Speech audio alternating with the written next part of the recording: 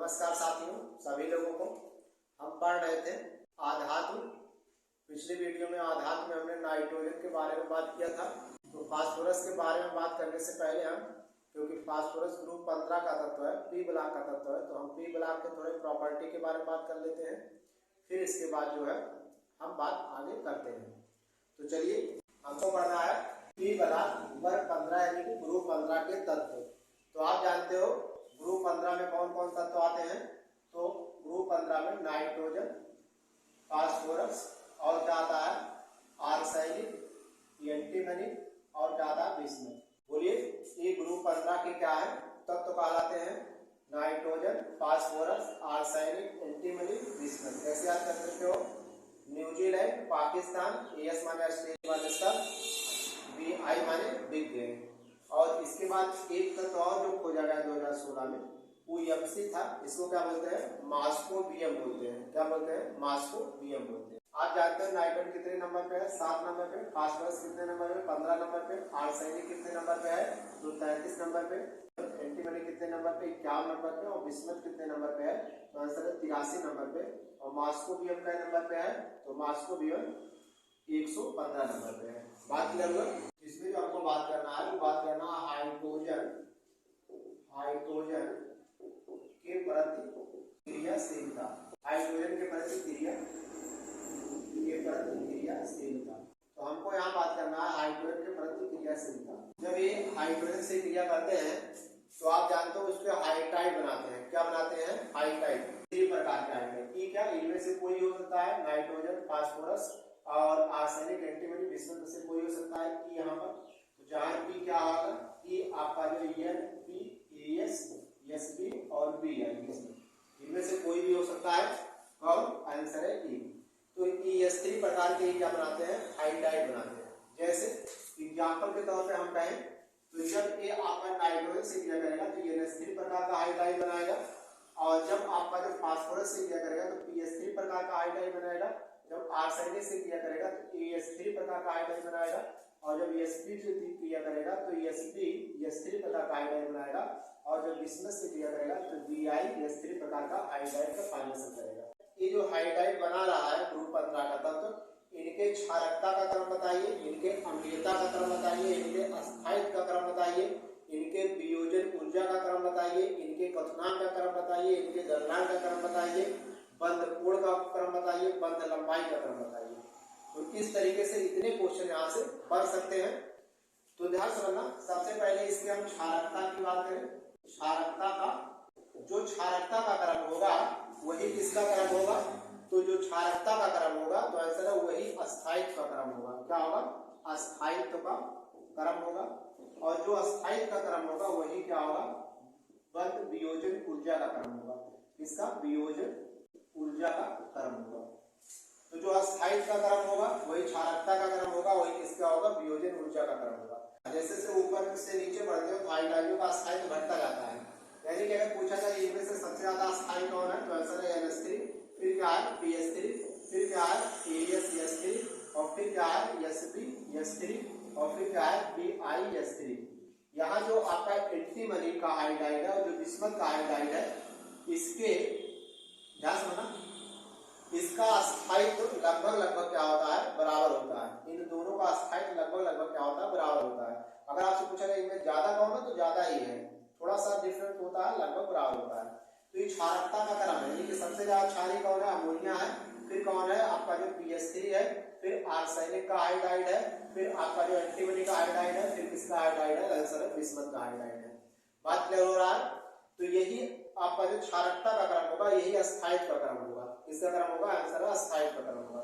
अब पूछा जाए सबसे ज्यादा अस्थायी कौन है इनमें से, तो अमोनिया है। अमोनिया ज्यादा स्टेबल है। ऐसा इसलिए है क्योंकि EN का आकार छोटा है फास्फोरस की तुलना में। आप जानते हो H का आकार, तो सब फिर से मान लो EH है, EN है। ये फास्फोरस है, फास्फोरस का आकार थोड़ा 15 नंबर पे हो गया फास्फोरस, तो थोड़ा सा बड़ा हो गया। और हाइड्रोजन तो उतना ही बड़ा है। जैसे जैसे इसका आकार बढ़ता जाएगा, आर्सेनिक और बड़ा हो जाएगा और हाइड्रोजन तो उतना ही बड़ा है। SB और बड़ा हो जाएगा और इतना। जैसे जैसे आकार बढ़ता जाएगा इनके बीच फिटिंग जो होगा वो फिटिंग क्या हो जाता जाएगा, कमजोर होता जाएगा।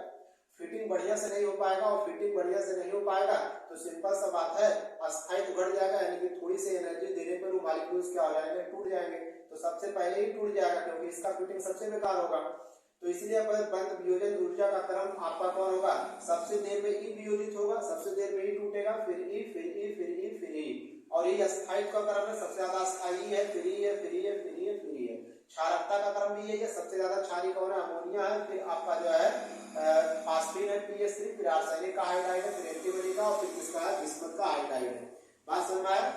अपचायक क्षमता जो होता है हाइड्राइड के अस्थायित्व के व्युत्क्रमानुपाती होता है, यानी कि जो सबसे ज्यादा अस्थायी होगा उसका अपचायक क्षमता क्या होगा, सबसे कम होगा। अपचायक क्षमता क्या होता है, हाइड्रोजन को रिड्यूस करने की जो क्षमता होती है, हाइड्रोजन को अपचयित करने की जो क्षमता होती है, वही उसकी अपचयन क्षमता कहलाती है। तो जो H को आसानी से रिड्यूस करेगा उसकी अपचायक क्षमता ज्यादा होगा, और जो H को आसानी से रिड्यूस नहीं करेगा उसकी अपचायक क्षमता कम होगा।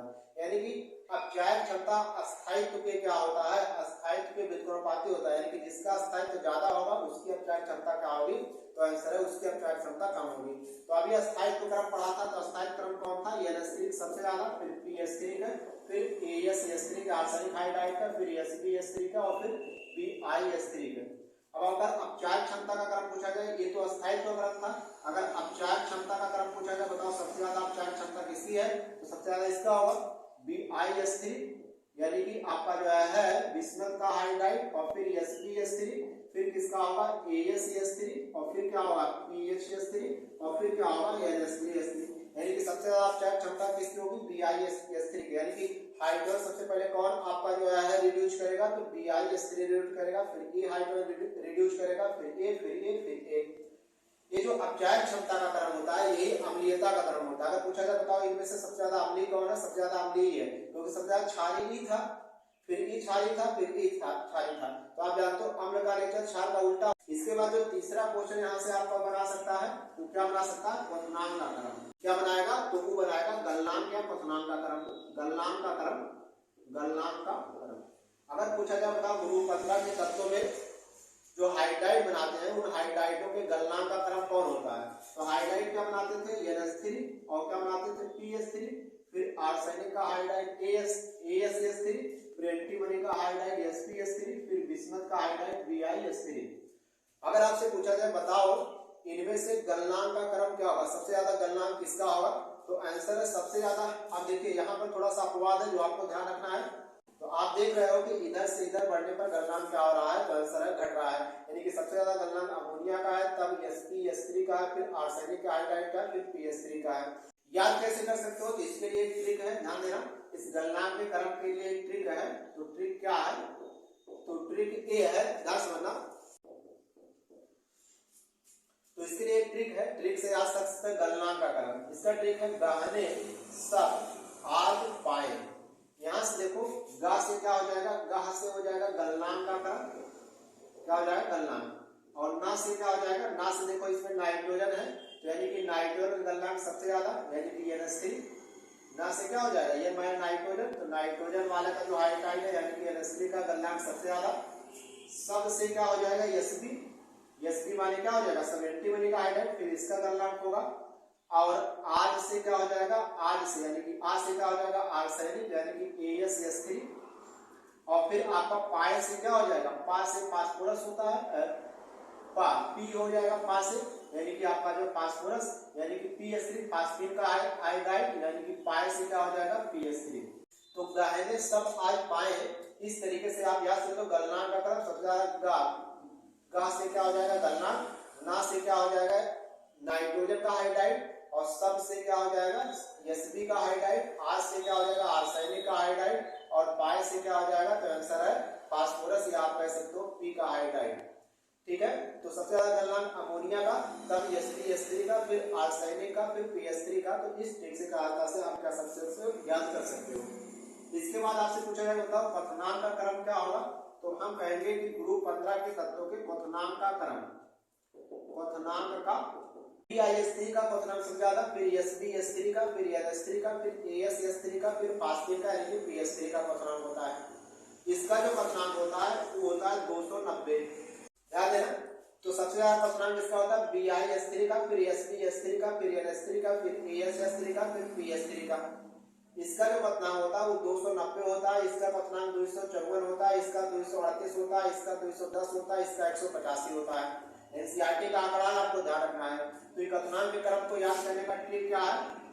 तो ट्रिक इसके लिए क्या है? क्या विदाई सबने आज पाया? क्या विदाई सबने आज पाया? ये वर्ड दैनिक जीवन में बोला भी जाता है। तो क्या विदाई सबने आज पाया? तो यहाँ से क्या हो जाएगा? क्वथनांक का क्रम ध्यान सुनना। क्या से क्या हो जाएगा? क्वथनांक सा। विदाई से क्या हो जाएगा? बा है, तो बा से बिस्मत क्या हो जाएगा? यानी कि बिस्मत का हाइड्राइड, यानी कि BiS3 हो जाएगा। कितना? बिस्मत का हाइड्राइड BiS3। एसपी सब, SpS3, तो आपका जो है सब से क्या हो जाएगा? SpS3 का हाइड्राइड। और ना से क्या हो जाएगा? नाइट्रोजन NH3 का हाइड्राइड। आज से क्या हो जाएगा? आर्सेनिक, तो आर्सेनिक का हाइड्राइड। और पाया से क्या हो जाएगा? तो ऐसा फास्फोरस PS3 का हाइड्राइड, यानी कि P का हाइड्राइड। यानी कि सबसे ज्यादा क्वथनांक किसका होगा? BiS3 का। और फिर आपका जो है किसका होगा? SpS3 का आपका क्वथनांक होगा, फिर अमोनिया का होगा, फिर आर्सेनिक हाइड्राइड का, फिर PS3 फास्फेट का आपका जो क्वथनांक होगा। तो इस ट्रिक की सहायता से आप क्या कर सकते हो? इस क्वथनांक के क्रम याद कर सकते हो ग्रुप 15 के तत्वों का। बात क्लियर हुआ? इसके बाद ध्यान समझिएगा, इसके बाद क्या है? बंध लंबाई का क्रम। बंध लंबाई का क्रम क्या है? तो आप जानते हो नाइट्रोजन है, फास्फोरस है, आर्सेनिक है, एंटीमनी है और क्या है? बिस्मथ है। तो आप जानते हो ऊपर से नीचे बढ़ने पर आकार बढ़ता है। तो ध्यान से समझना, ऊपर से नीचे बढ़ने पर आकार में क्या होती है? वृद्धि होती है। तो अगर पूछा जाए सबसे ज्यादा आपका जो है लंबाई किसका होगा? तो आपका जो है सबसे ज्यादा लंबाई SpS3 का होता है, फिर AsS3 का आर्सेनिक हाइड्राइड, फिर आपका जो है PS3 फास्फेट, फिर क्या? अमोनिया।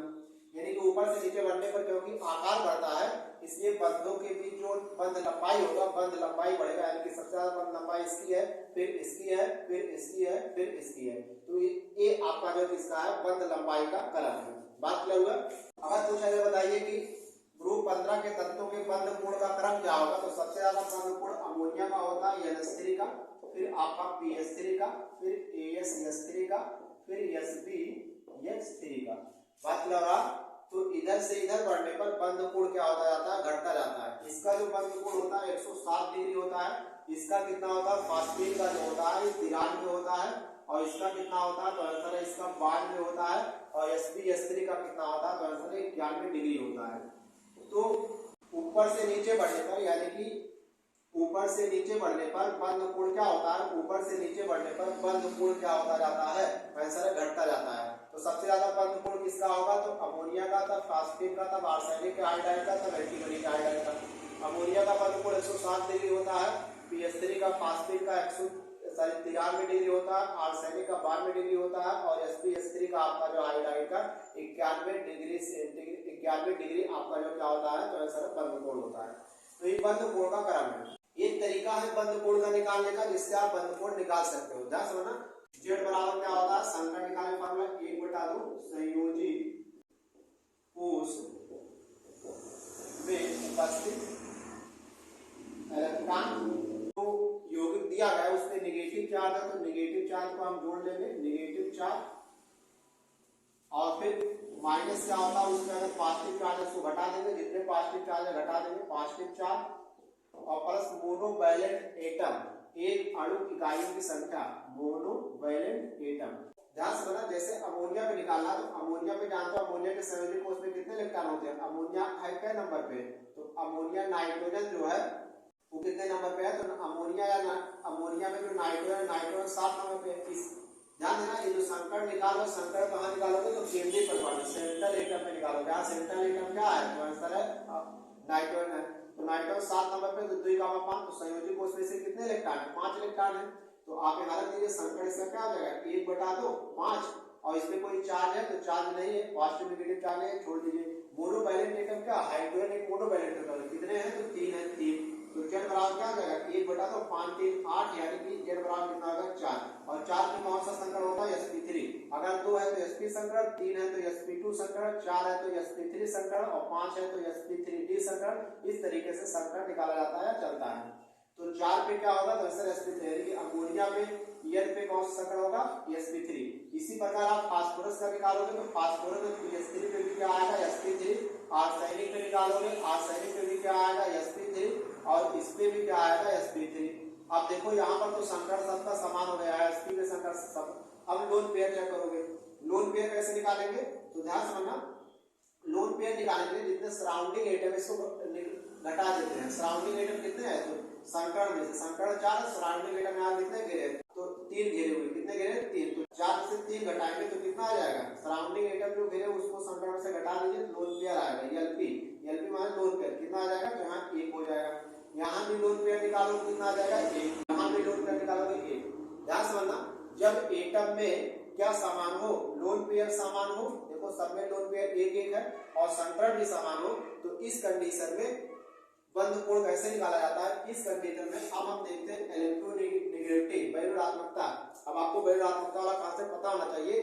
जिस तत्व में वैद्युतात्मकता, जिस केंद्रीय परमाणु के तत्व का वैद्युतात्मकता ज्यादा होगा और कब लगेगा, जब ये जो सेंट्रल एटम है ये अलग अलग हो और सराउंडिंग एटम कम हो, सराउंडिंग एटम सेम हो। यहाँ देखो सराउंडिंग एटम जिसको घेरे हुए हैं वो सब S3 है, S3 S3, लेकिन सेंट्रल एटम क्या है, अलग अलग है। तो जिस सेंट्रल एटम का इलेक्ट्रोनेगेटिविटी ज्यादा होगा उसका बॉन्ड एंगल क्या होगा, जिस सेंट्रल एटम का इलेक्ट्रोनेगेटिविटी अधिक होगा उसका बॉन्ड एंगल क्या होगा, उसका बॉन्ड एंगल भी अधिक होगा।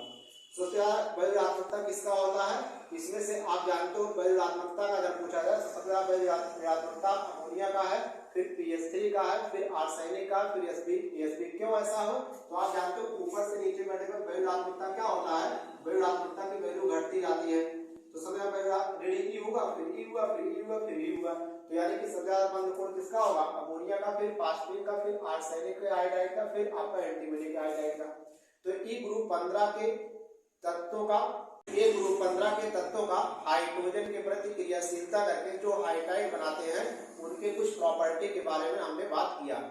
तो इसके बाद जब हम नेक्स्ट वीडियो में मिलेंगे तो इसमें जो सेकंड ग्रुप है नाइट्रोजन बारे हमने बात किया था, हम फास्फोरस आधार के बारे में क्या करेंगे, बात करेंगे।